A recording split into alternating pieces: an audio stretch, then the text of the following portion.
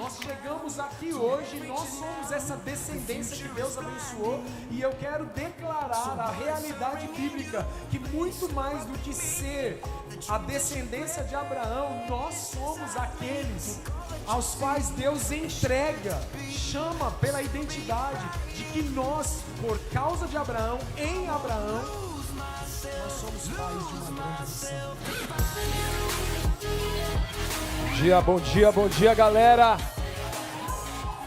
Será que você pode dar um bom dia vivo aí de quem acabou de se encontrar com o Rei dos Reis e Senhor dos Senhores, como aconteceu com você, amém? Diga bom dia! Bom dia, eu sou, como apresentado aí, Ricardo Regiane. Regiane é sobrenome mesmo. Aliás, pode chamar de Regiane, mas ele se pronuncia Regiane, né? Eu nunca falo isso porque seria difícil para as pessoas entenderem e escreverem depois. Então, Ricardo Regiane, sou da Comunidade da Graça, em Ermelino, Matarazzo. Tem foto aí, eu queria colocar para você. Agradeço o convite dos amigos. Eu faço parte do GKPN desde 2013, a convite do pastor Carlos Alberto, que é o nosso pastor, do Fernando Diniz, que está aqui com açúcar.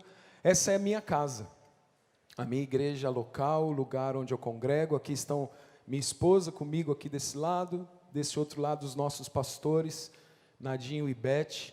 Tem mais uma foto aí, eu gostaria que vocês também pudessem ver. Aí nós estamos num trabalho que fizemos num culto ao ar livre, com centenas de milhares de pessoas aí. Esses são os nossos pastores, os nossos pais espirituais, que têm ensinado a gente o que é o Evangelho de Jesus Cristo, que têm sido instrumentos para que o verdadeiro discipulado seja implantado em nós. Onde nós estamos? Nós estamos na zona leste de São Paulo, no bairro de Ermelino Matarazzo. Nós estamos lá como igreja local há 18 anos, uma igreja que nasceu em células. Hoje somos quase 500 células de jovens e adolescentes lá naquela região, igrejas multiplicadas. Temos aqui, o filho do nosso pastor está aqui, o Guilherme está aqui à minha direita, sentado. Também pastoreia uma igreja que nasceu lá de Ermelino, uma igreja na cidade de Mogi das Cruzes, no interior. Uma igreja com 80% de jovens e adolescentes. Uma igreja viva, poderosa lá naquela região. O Senhor tem feito maravilhas apesar de nós. Deus é surpreendente e é isso que eu creio que Ele está fazendo aqui entre nós, nessa manhã, nesse tempo juntos. Há uma frase que foi citada ontem e que ela, de certa forma, ela é um norte para a minha vida, e eu acredito que deveria ser um norte para a vida de todo cristão, que é a frase que usamos aqui no GKPN. Ela também está aí, se puder deixar ela projetada. Essa frase diz que cada geração, ela tem a sua chance de mudar o mundo, e essa é a nossa. Quando a gente é levado, eu não sei você, mas quando a gente é levado, como fomos aqui, tão bem conduzidos, né? Tomados pela mão, pelo Tom Molinari aqui, conduzidos até a presença do nosso amado, não tem outro sentido da vida, se nós não vivermos para espalhar essa realidade. A vida, ela só faz sentido se nós aproveitarmos a única oportunidade que temos para sermos esse instrumento, para que não só nós, para que isso não pare em nós, mas para que isso seja conduzido a toda uma geração e possa abençoar os que estão em volta da gente. Nós estamos aqui naquilo que é, como já foi dito também, algo singular, tão pontual. Tão poucos encontros como esse, promovido pelo Dr. Elias Dantas, com um coração correto, despretensioso, não é? Para si próprio, mas com tantas pretensões para o reino de Deus. Encontros onde a gente pode ter aqui centenas de líderes de jovens de todo o Brasil. Você está liderando uma célula, está na equipe da liderança de uma juventude, de uma igreja local. Você que está à frente do trabalho local de juventude.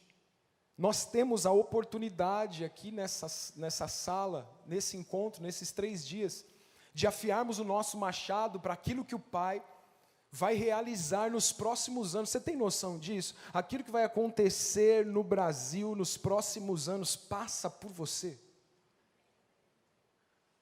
Ah, não, por mim não, Rick. É com fulano aqui do lado. Não, é por você. Aquilo que Deus fará nos próximos anos, na cidade onde você está, no estado onde você está e no Brasil, passa por você, meu amigo. Você está aqui nessa sala e você faz parte de um grupo, que por mais que a gente fale assim, poxa, mas tem milhares de líderes de juventude no Brasil, é verdade, mas quantos milhões de habitantes tem no Brasil? Você faz parte de um grupo seleto, que tem a oportunidade hoje, no ano de 2009, de estar ouvindo as coisas e colhendo as coisas que o Brasil tem colhido a respeito do Evangelho de Jesus Cristo. E o que eu penso é que, não aquela oportunidade que foi dita ontem, né? Que o Douglas Gonçalves brincou aqui, né? O demônio da oportunidade, que há nas igrejas hoje, né? Obrigado pela oportunidade. Mas essa oportunidade que está aqui, a oportunidade que nós temos de mudar a nossa geração, a oportunidade que nós temos, que nós carregamos, queira você ou não, você nasceu em Cristo Jesus? Quantos aqui são nascidos de novo? Diga eu. Se você é nascido em Cristo Jesus, você já carrega consigo a oportunidade de alterar o curso da história de outras pessoas. Porque Jesus não veio fazer outra coisa, Jesus não veio construir um ministério.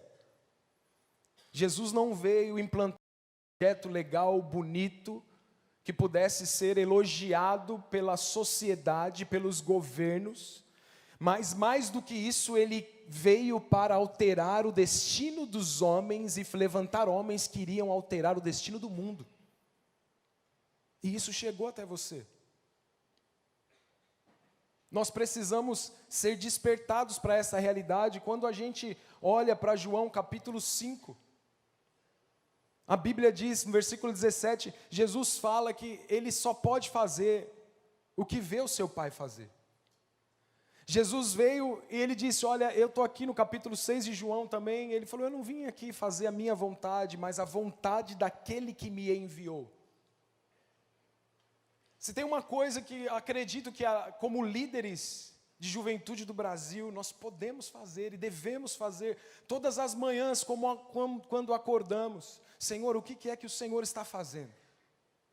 Não me deixa fazer aquilo que o Senhor não está fazendo. Não me deixe entrar e começar a realizar coisas como um líder de juventude, que muita gente está fazendo, mas que o Senhor não está fazendo.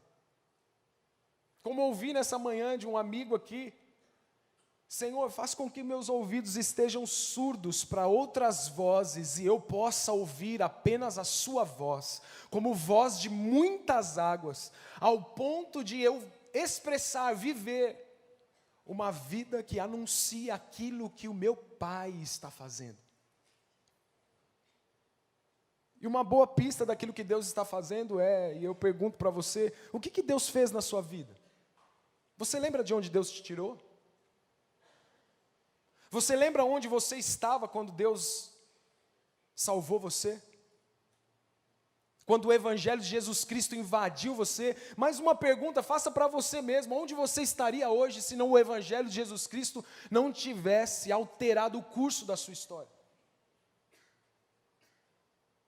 Eu certamente, hoje sou casado, sou pai de 3 meninas, eu certamente teria, provavelmente, muitos filhos por aí, uma de cada mulher.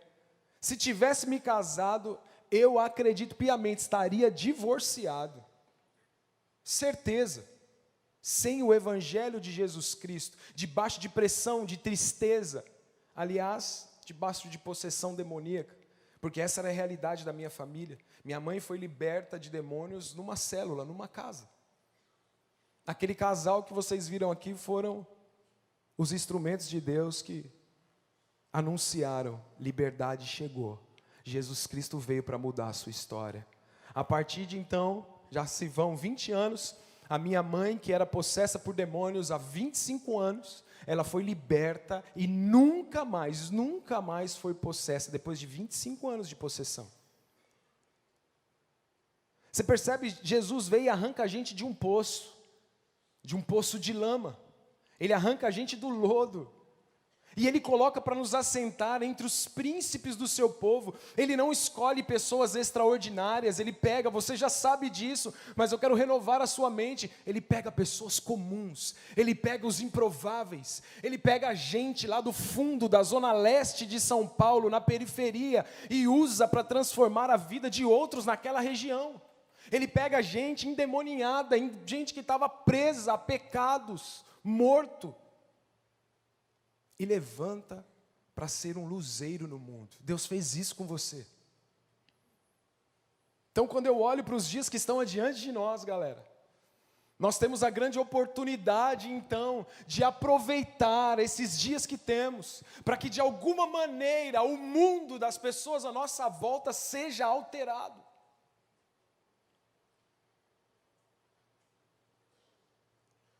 Nós estamos vendo a igreja evangélica, e isso é bom, ok? Nós estamos vendo a igreja evangélica crescer em número.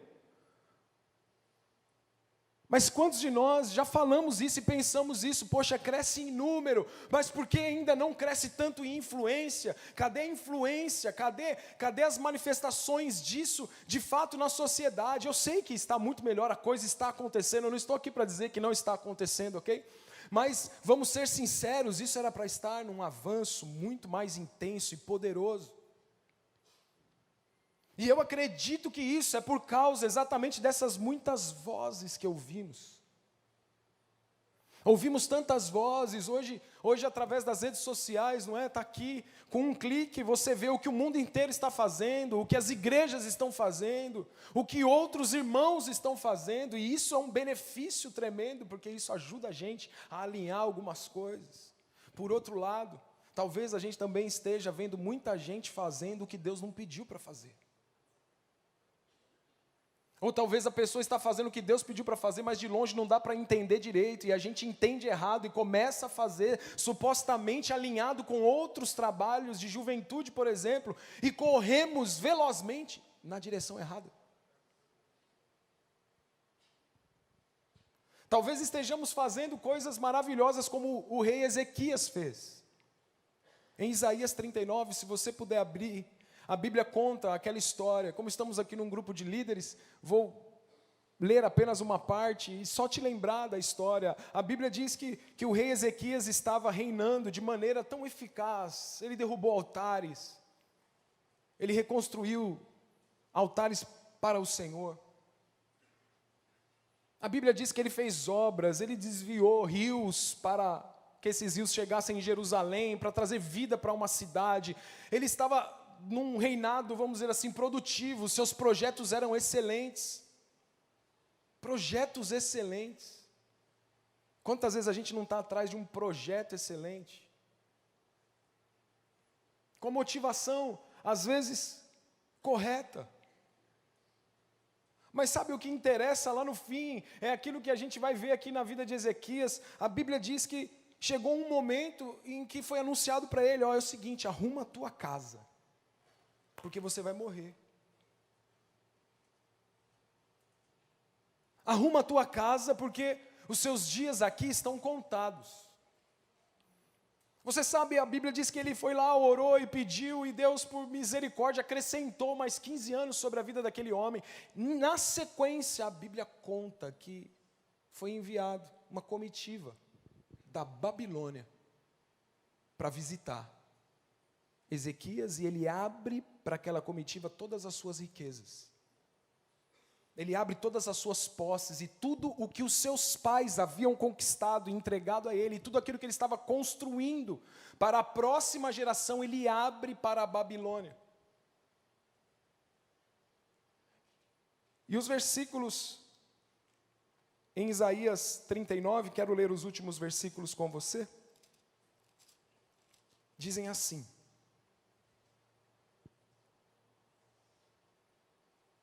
verso 5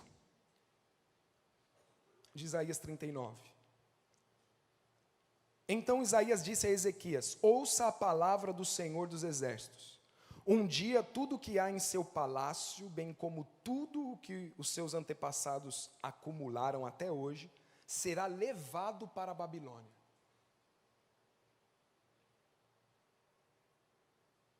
Nada ficará, diz o Senhor. E alguns de seus próprios descendentes serão levados e se tornarão eunucos no palácio do rei da Babilônia. Ok? Isaías dá uma notícia muito triste aqui para Ezequias. Sim ou não, gente? Terrível. Ele está dizendo, ó, toda a herança que você recebeu dos teus antepassados será levada. E a tua descendência, eles se tornarão escravos eunucos, quer dizer, a sua descendência não vai poder gerar, continuar, não haverá continuidade daquilo que você está fazendo, porque eles se tornarão eunucos na Babilônia. Havia um grande risco de um legado ser deixado. Olha as palavras de Ezequias, galera, verso 8. É boa a palavra do Senhor que você falou. Você está vendo aí na sua Bíblia? Ezequias, depois de ouvir essa notícia, ele diz assim: é boa a palavra que você falou. Por quê? Olha só. Ezequias respondeu, pois pensou assim: haverá paz e segurança enquanto eu viver, que se dane a próxima geração. E a pergunta que eu faço para mim todos os dias é: o que eu estou construindo? O que eu estou construindo na igreja local onde eu faço parte, o que eu estou construindo como GKPN no Brasil, o que eu estou construindo nas minhas relações, está ligado àquilo que fará bem para mim mesmo, ou ela tem o fim em perdurar, em continuar, em de fato fazer o que Jesus veio fazer? Porque esse homem chega ao ponto de dizer, ele não disse, mas ele pensou, a Bíblia diz, que estava tudo suave, se nos dias dele ele vivesse dias de glória. O que importa é porque eu estou sendo aplaudido pelos projetos que eu fiz até aqui. O que importa é que aquele projeto social, aquela ação que eu estou fazendo, o que importa é que o trabalho com os jovens da minha igreja local, a minha célula, ela está bombando. O que importa é que vá bem agora. O que importa, e você sabe, eu também sei, que isso na verdade pouco importa. Porque sucesso sem sucessor, ele é fracasso. Porque e a próxima geração? O que será deles? 1 Samuel capítulo 13, quero ler também com você. Fala sobre no reinado de Saul. Uma passagem que mostra para nós a realidade daqueles dias.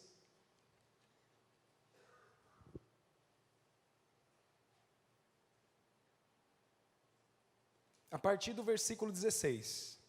1 Samuel 13, 16. Tá certo?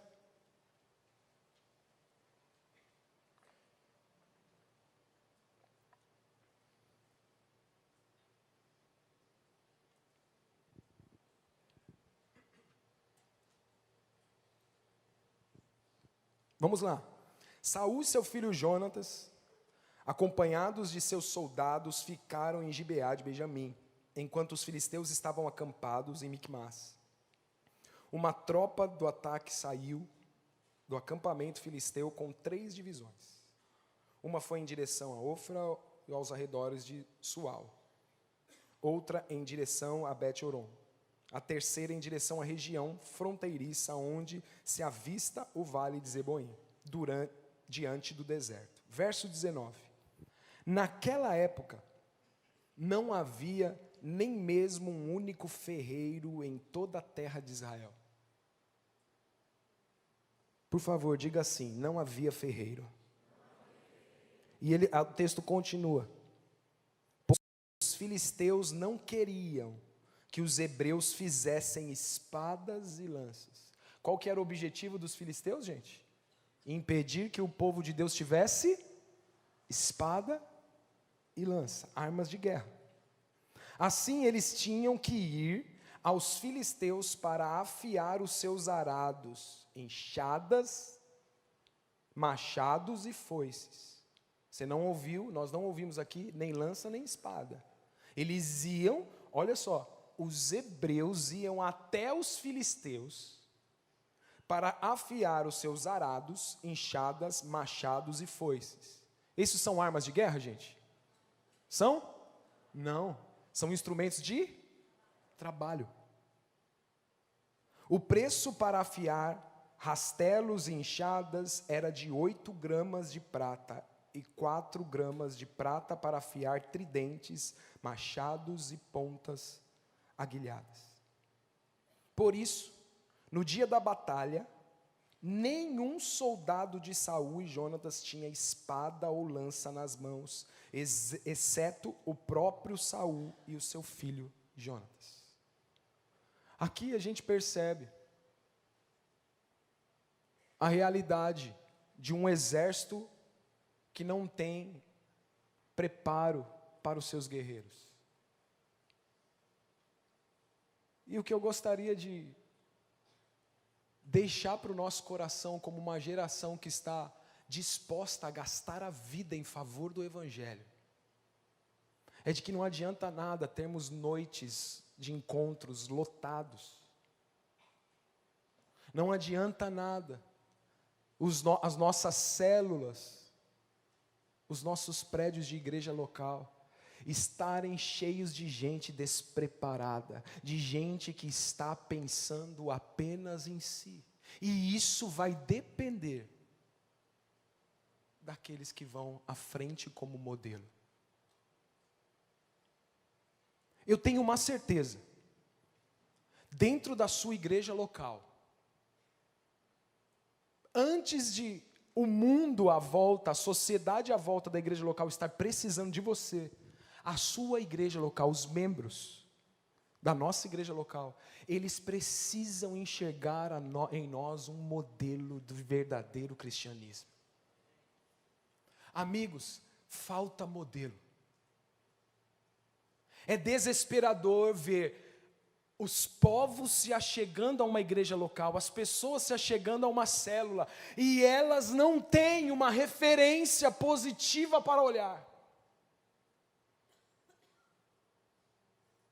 Elas encontram uma igreja estética, elas encontram líderes estéticos, bem arrumados, adornados, mas o que elas precisam, porque elas acabaram de sair do cativeiro, elas precisam olhar e encontrar líderes que as equipam com o caráter de Cristo. Elas precisam encontrar gente que mostre para elas o verdadeiro evangelho. Os jovens da nossa sociedade estão precisando de gente de verdade. Porque as nossas referências, elas estão se tornando virtuais. E queira ser sim, eu te incentivo, queira ser sim uma referência virtual, porque você vai ser um modelo mesmo que de longe. Mas isso não vai substituir numa igreja local, gente que ande com os jovens, que eles possam tocar e perceber que limitado, que falho, mas apaixonado e que só faz uma coisa, aquilo que viu o Pai fazer. É isso que Deus espera de nós. Aquilo que o Pai está fazendo. Que o Pai então nos levante. Esse é o clamor do meu coração. Pai, levanta lá em Hermelino Matarazzo um exército de modelos, de gente que possa ser olhada, de gente que vive padrão do céu, de gente que não brinca com o Evangelho, de gente que não veio diluir o Evangelho e se diz apaixonado por Deus quando troca Deus por coisas tão banais, quando na verdade está preocupado com projetos pessoais. Quando a sua busca é por um nome, um reconhecimento, por Puxa, já percebeu que a gente corre o risco, principalmente os líderes principais, vocês que são líderes de juventude, a gente corre o risco de estarmos tão apaixonados pelo ministério que fazemos, que quando a gente chegar no céu, a gente não vai ter nem o que fazer, porque lá não vai ter ministério. Lá não vai ter a rede de juventude. Aí você vai ficar deslocado no céu, sabe por quê? Porque a gente viveu tão apaixonado, construindo um ministério atuante, poderoso, vivo. Amados irmãos, o que vale, o que é igreja, são os relacionamentos, é Cristo em nós, sendo transplantado para a vida do outro, é reproduzir Cristo no outro, é viver os relacionamentos do dia a dia, onde a gente ama, perdoa, serve, cuida, zela e vê Cristo sendo formado na vida daqueles que estão à nossa volta. O resto tudo vai passar. Não fica fazendo coisas porque você quer se tornar o líder principal, porque um dia você quer ter uma rede enorme, uma rede de células lotada. Que tudo que a gente faça seja com o coração para cumprir aquilo que foi pedido pelo nosso Pai. Que possamos gastar a nossa vida nesta realidade que está diante dos nossos olhos, porque de líderes assim, que não são exemplo, esses não trarão verdadeiro impacto. É como fumaça, vai passar. Paulo diz em Efésios capítulo 1, olha, vivam de maneira digna da vocação que vocês receberam, de maneira digna. Vamos acordar todos os dias, gente. Vamos acordar segunda-feira, dizendo assim, eu vou viver de maneira digna do meu chamado. Eu fui chamado para multiplicar filhos para Deus sobre a terra. Eu fui chamado para gerar Cristo no outro. Eu fui chamado para amar, servir e para que o outro seja projetado. Foi isso que Jesus fez. Jesus projetou outros homens. 2 Timóteo 2,2, acredito ser o último texto que eu leio aqui, depois quero orar junto com você. Acredito que essa manhã, ainda antes dos workshops, pode ser uma manhã de oração e de que Deus cele nos nossos corações aqui um destino poderoso para a juventude do Brasil nos próximos anos. 2 Timóteo 2,2, aquele texto de pai para filho, dito aqui por Paulo a Timóteo, que diz: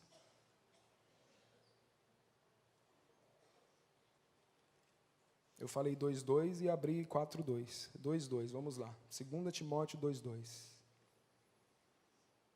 E as palavras, Paulo diz, e as palavras que de mim ouviu dizer na presença de muitas testemunhas, confie essas palavras a homens fiéis que sejam também capazes de ensinar a outros.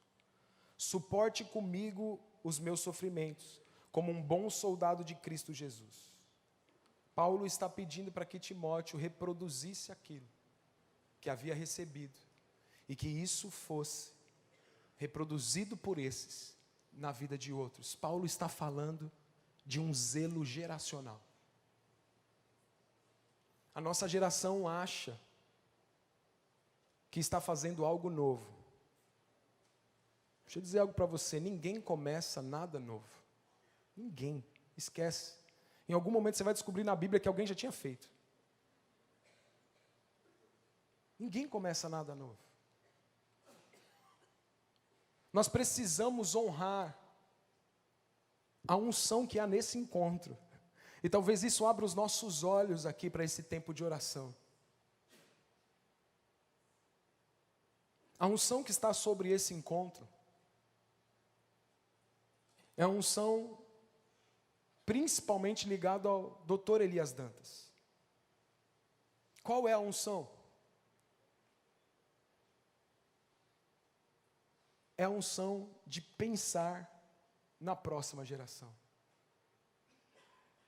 Dr. Elias Dantas, sei que talvez alguns ou muitos aqui nem conheçam.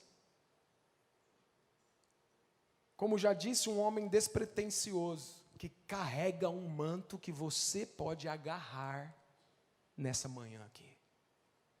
Esse manto de poder empoderar uma próxima geração.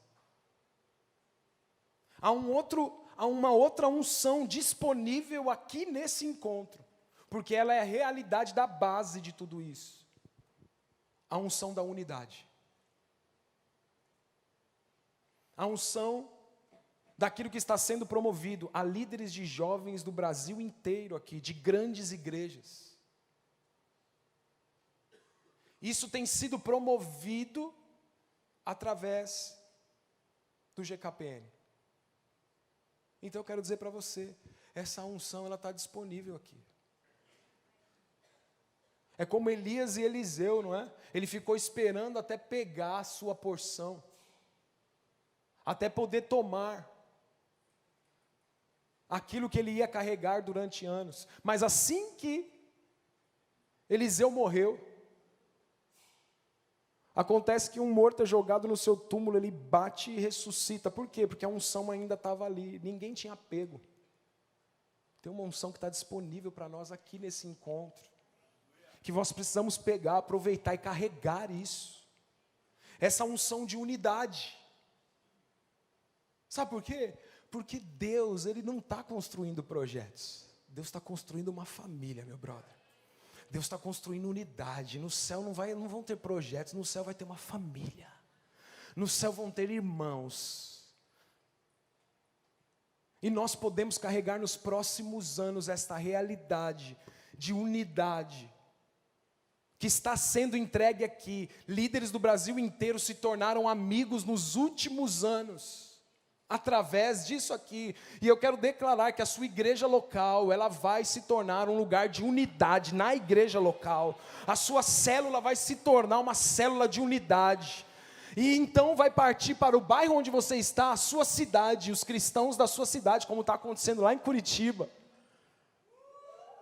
É isso aí, galera, demais. A unidade promovida lá em Curitiba. Pastores de centenas de igrejas reunidos. Acabou. Acabou o meu ministério. Acabou o que eu estou construindo. Acabou, gente. Acabou. Vamos desmontar essa parada logo. Não fica perdendo mais tempo nisso, não. Não fica preocupado, não, na influência do seu projeto. Se ele não construir verdadeiros discípulos. E vamos viver essa realidade entregue para nós aqui. Vamos receber tudo aquilo que esse encontro tem para nos dar. Eu não sei se você tem essa percepção espiritual, mas para mim tem um manto que nos cobre aqui. A nossa paternidade. A nossa paternidade. Você tem pai. O nosso pai lá é o pastor Carlos Alberto de Quadros Bezerra, que talvez muitos de vocês conheçam. A nossa paternidade em Hermelino Matarazzo é Nadinho e Beth. A nossa paternidade como MAG, nós somos do MAG, marcando a geração. A comunidade tem uma identidade para os jovens. A nossa cobertura está aqui, Fernando e Suca. Nós estamos debaixo da cobertura do pastor Elias Dantas aqui, nós estamos debaixo da cobertura do pastor Vander aqui. Gente, Deus não está nem aí com barulho, Deus não está nem aí com projeto bonito, Deus ele age através desta cadeia poderosa, de autoridade, de honra. Eu não sei se o Botrel está aqui ainda, está aqui o Botrel ainda, mano? Tá? Cadê o Botrel? Se ele estiver por aqui, dá um salve aí. Está no Rio, mas não está aqui. Que pena. Então você que vai orar por nós, Léo. Sabe por quê, galera? Eu quero terminar essa manhã aqui, essa parte. E gostaria muito de pedir que o Léo ore, representando o Botrel. Ore por todos os líderes que participam da mesa do GKPN. Por que o Botrel? Porque o Botrel é aquele cara lá da IBC, Batista Central, em Minas Gerais, que desse grupo aqui que estava conosco lá, pelo menos quando eu comecei a participar em 2013, ele formou uma geração e passou o bastão para o Léo. O Botrel não ficou preocupado com o seu próprio nome. Eu construí todo esse ministério, vou entregar para quem? Não entrego não. O Botrel empoderou Léo Matos e esposa, que estão virando o mundo de cabeça para baixo. Porque é isso que o Pai chamou a gente para fazer. E a gente precisa sair daqui, líderes do GKPN jovem. Nós precisamos sair daqui com essa consciência, que aquilo que o Pai entregou para nós não tem a ver conosco, não tem a ver com ficarmos para nós, com recebermos qualquer galardão nesse sentido terreno a respeito destas coisas, mas que nós possamos fazer como Paulo disse a Timóteo: empodera outros, levanta outros, porque o Evangelho de Jesus Cristo não poderá ser pregado e vivido através apenas de uma pessoa, mas essa pessoa pode e deve formar centenas de milhares de líderes que vão influenciar uma geração, que vão dividir tudo o que estão fazendo e que vão celebrar junto como família. Eu queria pedir, Léo, que você viesse aqui, pedir que os líderes do GKPN viessem aqui, todos aqueles que participam da mesa, vamos ficar aqui à frente. E em seguida, eu gostaria de pedir que esses líderes do GKPN, pode vir, Léo, orasse por você que deseja oração. Por você que deseja viver para os propósitos de Deus. Eu só vou fazer o que o meu Pai está fazendo. Nós não vamos perder a nossa história, amigos. Nós que estamos nessa sala, nós não vamos perder a nossa história construindo projetos pessoais. Nós não vamos perder a nossa grande oportunidade de mudar a história da humanidade vivendo para os seus próprios projetos. Nós não vamos perder a nossa oportunidade construindo projetos lindos e esquecendo primeiro da herança que recebemos dos nossos pais e de uma descendência que se formará. Você é aquele que levanta ferreiros. A Bíblia diz que não havia ferreiros em Israel. Nós precisamos de uma geração que vai equipar os guerreiros. A igreja no Brasil precisa de líderes que equipem toda essa geração de cristãos que estão aí. Quem é que vai se levantar?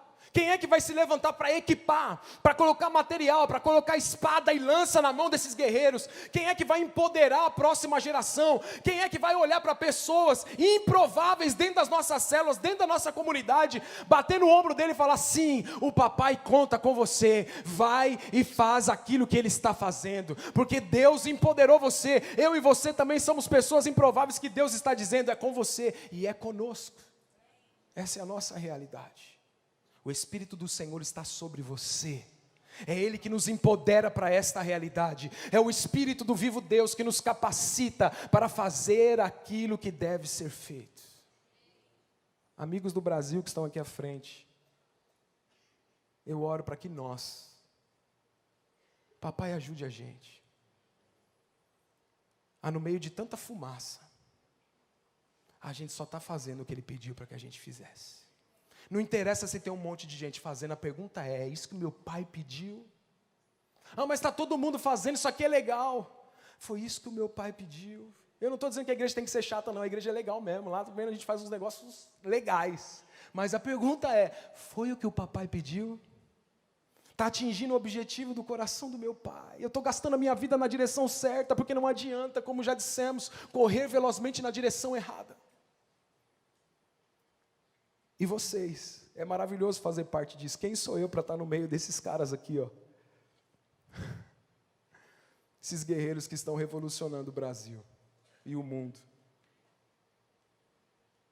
Nós temos um legado. Pegar aquilo que os nossos pais nos entregaram, tesouros. Nós não fizemos nada, ninguém faz nada para receber herança, é só ser filho. Tem um tesouro disponível para nós, inclusive aqui vindo do pastor Elias Dantas. Há um tesouro, e o tesouro é de unidade. Há um tesouro aqui que é um tesouro de uma vida despretensiosa de projetos pessoais. Está aqui, esse manto está aqui. Vamos pegar ele nessa noite e derramar nessa noite, ó, nessa manhã, e derramar. Então vamos ficar aqui até de noite então, né, gente? e vamos derramar sobre aqueles que estão aqui, em nome de Jesus.